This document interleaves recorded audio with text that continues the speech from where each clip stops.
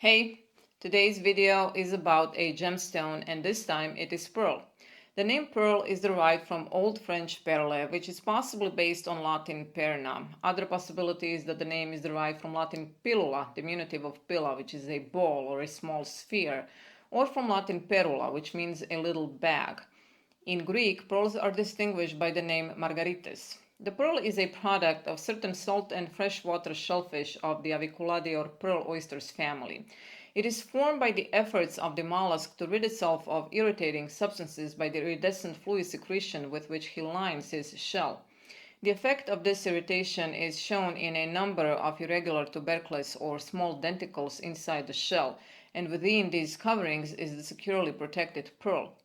Frequently, pearls of most beautiful luster and form are found detached from the shell in the fleshy folds of the oyster, and these are said to be the most perfect. The pearl culture industry of the Chinese and Japanese has shown that it takes 12 months for the irritant to be covered with a coat of a tenth of a millimeter, and a new layer is formed over the old one about once a year. Pearlers say that an oyster should be 4 years old before pearls begin to form properly, and that it does not mature for from 7 to 9 years. Pearls have a predicted lifespan of from 150 to 200 years if cared for properly. However, there are pearls over 1,000 years old and still maintain their luster. Amongst the ancient writers, a lot of the purely symbolic was set down in a perfectly plain language that it may be difficult to make assertions as to what was really known at the time of the material truth. Pliny, who studied botany in ancient Rome, and Dioscorides, also botanist and pharmacologist, stated that dew of rain from heaven fell into the open pearl shells and were transformed by the secretions of the oyster into precious pearls. This can also be connected to an old legend which tells that the tears of joy shed by the angels for the ultimate destiny of man were tears that fell into the pearl oyster shell to be transformed into beautiful pearls.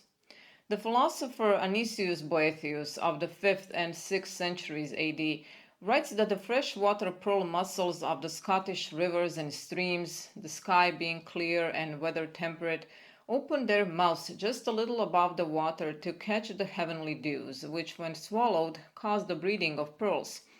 These mussels, as he continues, are so sensitive that the slightest noise causes them to sink to the bottom of the river.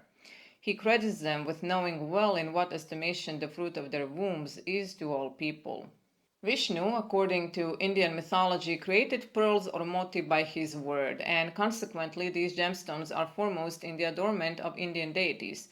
The Hindus included the pearl amongst the 5 precious stones in the magical necklace of Vishnu, the other 4 being diamond, ruby, emerald, and blue sapphire. The Ramayana, one of the greatest and largest ancient epics, shorter of the 2 great epic poems of India, narrates the story of the death of Mahabali, telling that pearls sprang from the teeth of the slain god. Another legend says that pearls are born from a lightning flash and that they are at all stages of being imprints of celestial action and embryos of physical or spiritual birth. Persian myth associates pearls with primeval manifestation, the pearl in its shell being like the genie in the darkness. Herodotus, a Greek historian and geographer known for have written the histories, wrote how the Phoenicians carried off the sacred women from Thebes in Egypt to the Libyan oracle of Zeus Ammon and to the Donna, and the legend in the Donna saying that they came in the form of 2 doves. Now, this story is interesting as there was an old saying that the luster and polish on pearls arises from doves playing with them. According to ancient philosophy, it was a fact that pearls worn near the skin of an individual, but especially a woman, in whose natal chart the moon was powerfully placed at birth, are improved in luster and tone.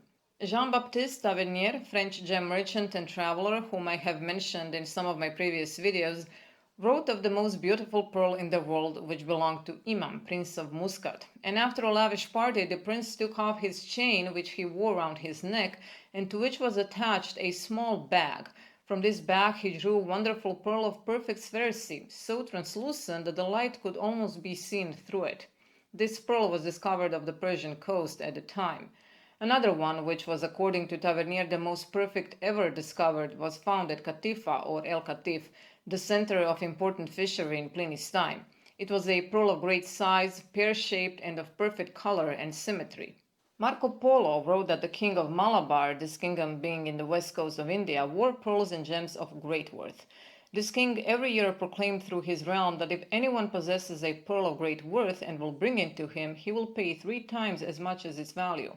The king wore a necklace on which 104 pearls and rubies of great size were strung on a fine silk, and every day, following the custom of his ancestors, he had to say 104 prayers to the gods.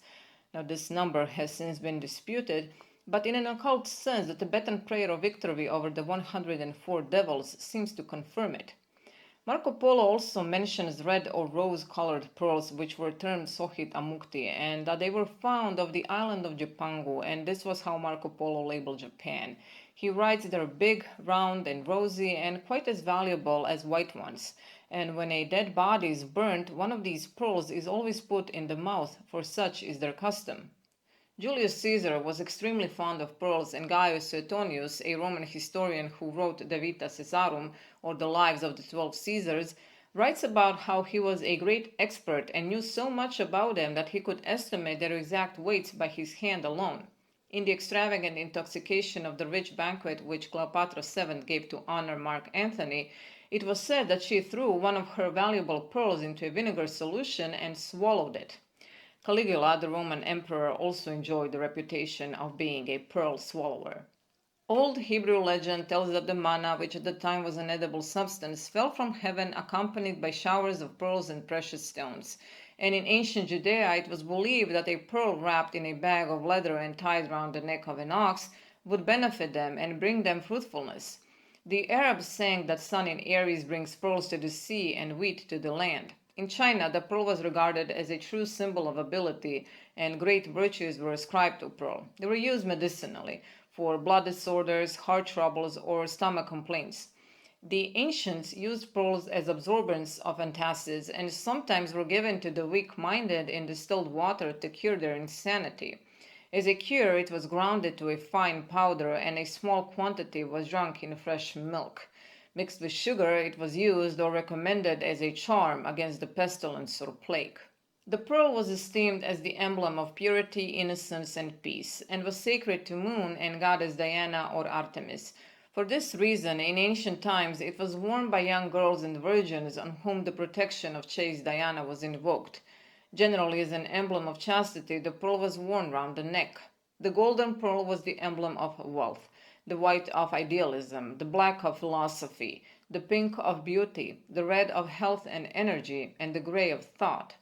Lustrous pearls are considered unfortunate, as are the pearls that have lost their sheen on a dying person's finger. The pearl is also seen in the role of mystical center. It symbolizes the sublimation of instincts, spiritualization of matter, transfiguration of the elements, the gleaming goal of the evolution. The pearl is like Plato's spherical man, the image of the ideal perfection of human beginnings and ends. Pearls are attributes of angelic perfection, of a perfection which is nevertheless acquired by transmutation and not freely given. Pearls are rare, pure, and precious. They're pure because they're regarded as being flawless and white, and this is unaffected by their being dragged from the muddy depths or taken from a clumsy shell. It is interesting how pearls improve in luster when worn by some people and how they deteriorate when worn by others. This is in accord with the occult philosophy of the ancient masters who held that only people who had favorable planets in sign Cancer or in whose natal charts the lunar aspects were favorable could wear a pearl. The moon in Capricorn was not considered good for wearing pearls, and some writers include the sign Scorpio, but this has changed in more modern times. 7 is the positive number of the moon, or it is the moon's number when going from new to full. There were royals throughout history that were known to wear 7 strands of pearls. To dream of pearls is considered to be a favorable omen, being held to indicate wealth and honor gained by personal exertion or effort.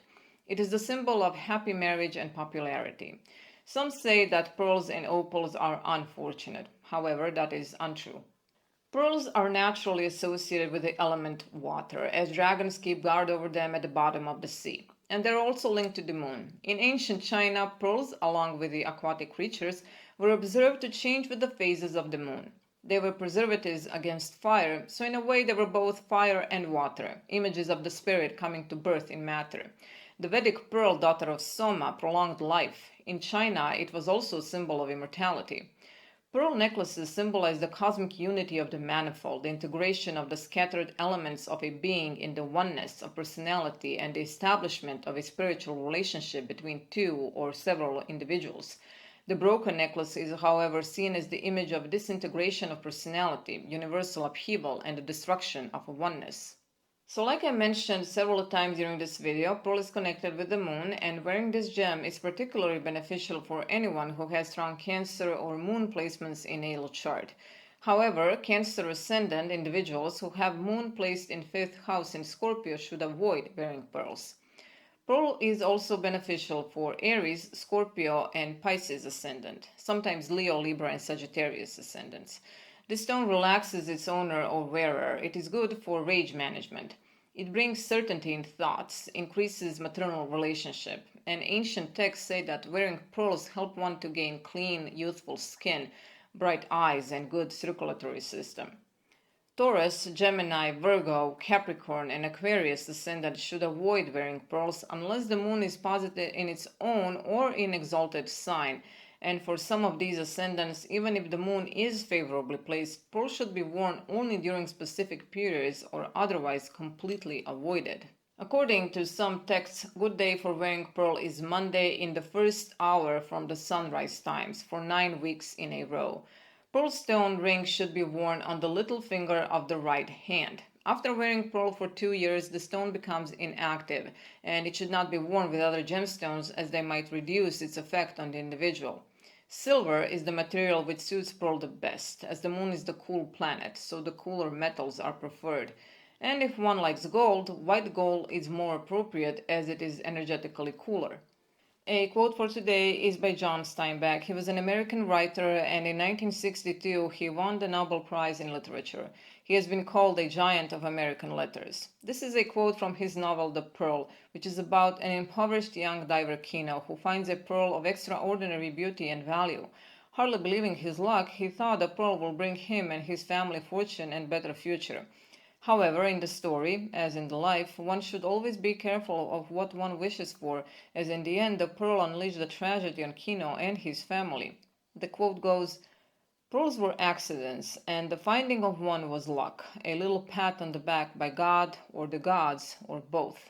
But to end on a positive note, here is another one by Moses Aben Ezra, who was an Andalusi Jewish rabbi, philosopher, linguist, and poet. It is a philosophical quote, not related to physical pearls. Nevertheless, it is a nice one. He said, "Dive into the sea of thought and find there pearls beyond price." Thank you for being here today. I hope you liked this video and found it informative. This was an introduction for the next video, which will be about the moon. So please subscribe and press a like button, and I will see you in a couple of days. Bye.